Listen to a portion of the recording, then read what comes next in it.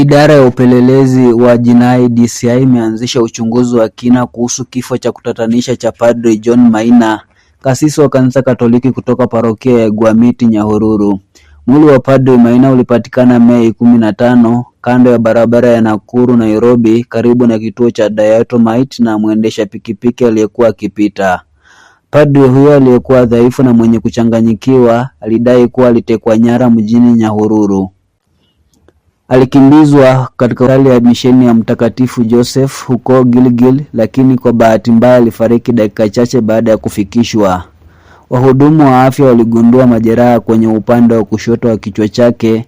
Hata hivyo, uchunguzi wa maiti uliofanyika Mei 19 na daktari wa serikali Dr. Ngulungu ulionyesha kuwa majeraha hayo huenda hayakusababisha kifo chake. Sampuli za uchunguzi wa sumu zimechukuliwa ili kubaini chanzo halisi cha kifo chake.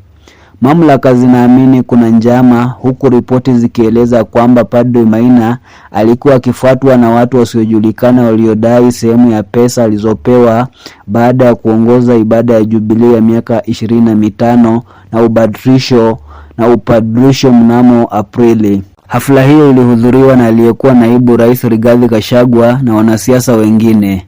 Ingawa kuna madai kwamba Padri Maina alikuwa ameeleza hofu kuhusu usalama wake, hakuwa amewasilisha taarifa yoyote rasmi kwa polisi. DCI imerekodi taarifa kutoka kwa watu kadhaa na inaendelea kufuatilia ushahidi wa kitaaluma. Kanisa Katoliki na wakazi wa Nyahururu wanaomboleza kifo cha kasisi aliyeheshimiwa kilichoacha maswali mengi bila majibu. Jina langu ni Robert Mutasi.